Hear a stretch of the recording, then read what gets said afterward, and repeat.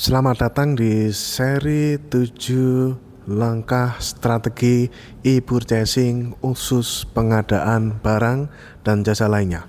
Halo sobat pengadaan, siapa yang lagi bingung cara identifikasi kebutuhan barang atau jasa? Tenang, kalian nggak sendirian. Banyak yang belum bisa juga. Di video kali ini kita akan bahas konsep 9 langkah jitu untuk identifikasi kebutuhan barang. So, let's go.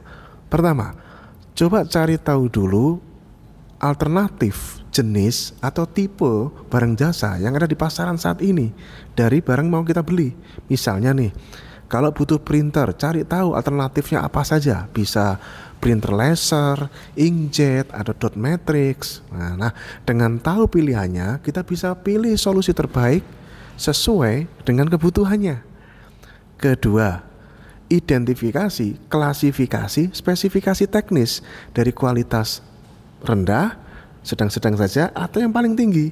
Ini penting banget buat memastikan ya, kita dapat barang jasa dengan kualitas yang sesuai dengan anggaran dan kebutuhannya.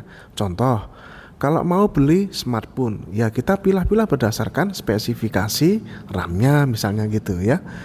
Nah, habis itu kita masuk ke langkah ketiga nih ya. Kita perlu identifikasi rentang perkiraan harga berdasarkan jenis, tipe, dan kualitasnya tadi. Ya, duitnya ini seberapa tebal kantong kita ya.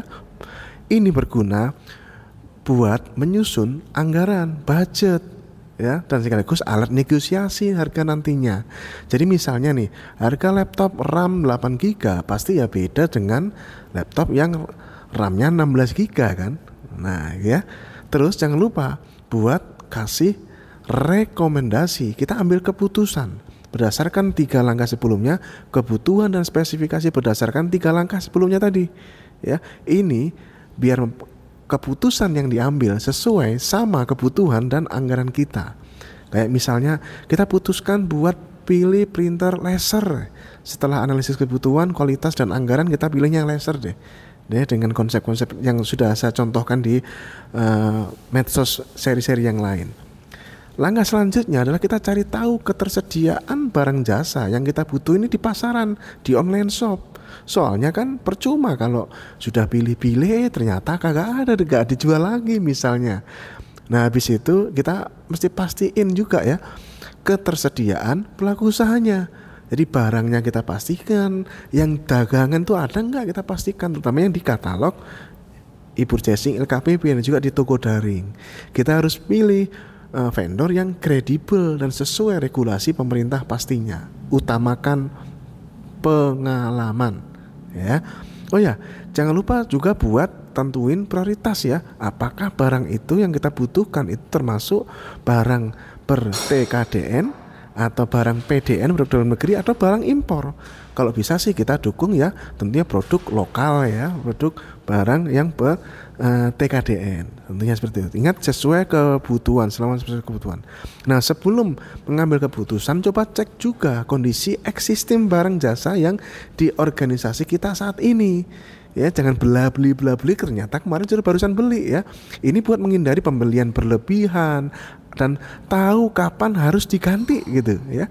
Terakhir nih ya, identifikasi pengadaan berkelanjutannya dari 3 aspek minimal: aspek sosial, ekonomi, dan lingkungan. Penting banget buat kedepankan prinsip pengadaan yang bertanggung jawab. Jangan sampai kita beli tapi kita merusak lingkungan. Gimana sobat pengadaan? Mudah kan? 9 langkah jitu penerapan identifikasi kebutuhan untuk modal e-purchasing. Yuk langsung kita praktekkan biar pengadaan barang jasa kita makin oke. Dan jangan lupa pantengin terus channel ini, karena setelah ini kita bakal ada tips-tips keren lainnya di seri-seri lainnya. Nantikan lagi seri e-purchasing 7 langkah penerapan e-purchasing untuk barang. Sukses, jaga integritas.